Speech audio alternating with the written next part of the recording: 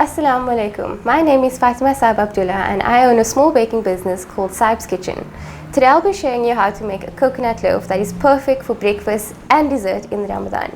You can follow me on Instagram and Facebook under Saib's Kitchen.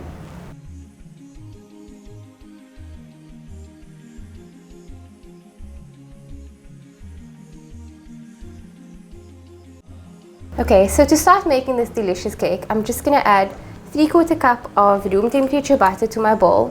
And this cake is really great to make because you don't really need 2 bowls. You can just throw everything in one and you can go ahead and mix it. So that's 3/4 cup of butter. And then I'm going to add 1.5 cups of sugar. Just plain white sugar is great. And then you just have to cream it really well before adding the eggs.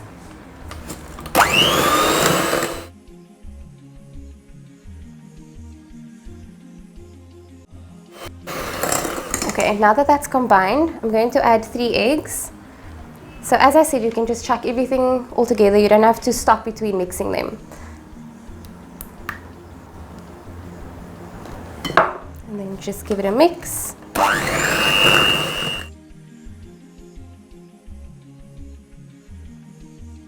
I'm just going to put the blender off and I'm going to add in 3/4 cup of coconut milk.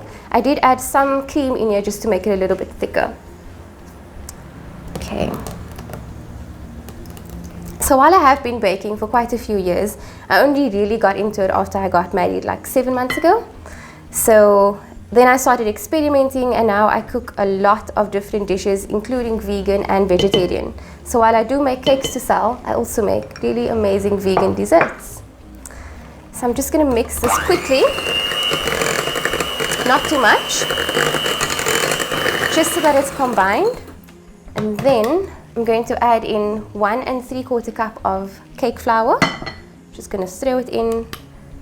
I'm going to add 1.5 teaspoons of baking powder and 1/2 teaspoon of salt. And then just give it a mix. So when I add flour, I actually put it on for a little bit and then I do this because the flour just goes everywhere. And then once it's a little bit more combined, I go in and mix.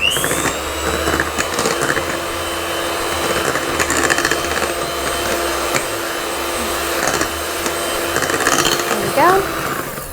And now put it off again. And then I just add about 4 to 6 tablespoons of desiccated coconut. You can add coconut flakes, but I just prefer the finer coconut.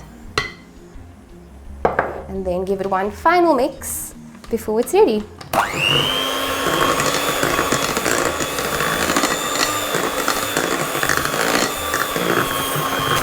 And there we go. So that is the batter ready to go into the oven for 1.5 hours at 160 degrees Celsius. Okay, so now that my batter is ready, I'm going to put it into this lined Pyrex dish. And what I did was I took some baking paper, pushed it down, and then I made some cuts on the side, which kind of folds over. So you actually don't have to cut it perfectly because it just fits in great. So now I'm just going to pour the batter in and just even it out so that it bakes evenly.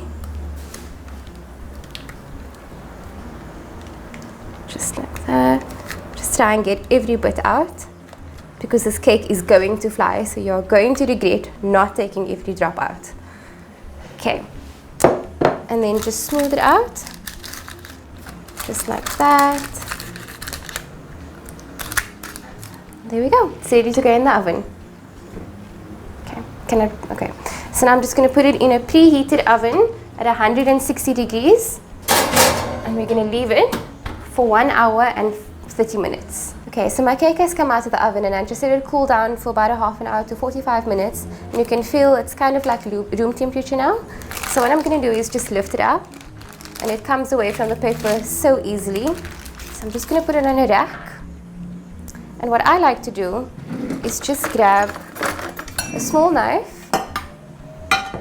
and then poke some holes into the cake before I top it with icing. So this is a little trick I like to do with most of the cakes I make, depending on the ingredients. So with this, because it's a coconut cake, I'm just going to cover it with about 2 tablespoons of coconut milk and just let it kind of go and sink into those holes. This makes the cake really soft on the inside and gives it a really, really delicious texture. You also get an extra hint of coconut, which is amazing. Right? So that was about 3 tablespoons. Okay. So now I'm going to make the icing for the cake. So what I'm going to do is, this is about a 3/4 cup of icing sugar, and I'm going to slowly add some more of that coconut milk. Just going to start off with 2 tablespoons to get the consistency that I want. Just going to give it a quick whisk to get rid of all of those lumps. There we go. And I think I want it a little bit more runny, so I'm going to add about a 1/2 tablespoon and give it another mix. Okay, there we go.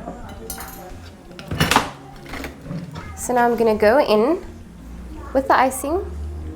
I'm just going to throw it over and smooth it out. It's okay if it drips down the sides, just makes it look even more amazing.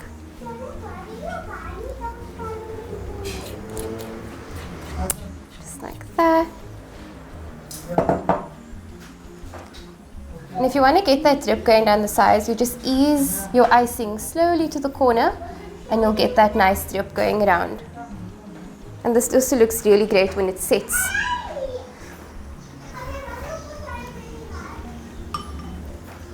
So now I have some more shredded coconut. Again, you can do coconut flakes or anything else, but I just had this and I also prefer this. So you just go in with as much as you want, tap it all over,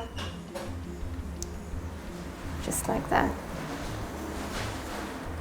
There we go. And that's the cake finished.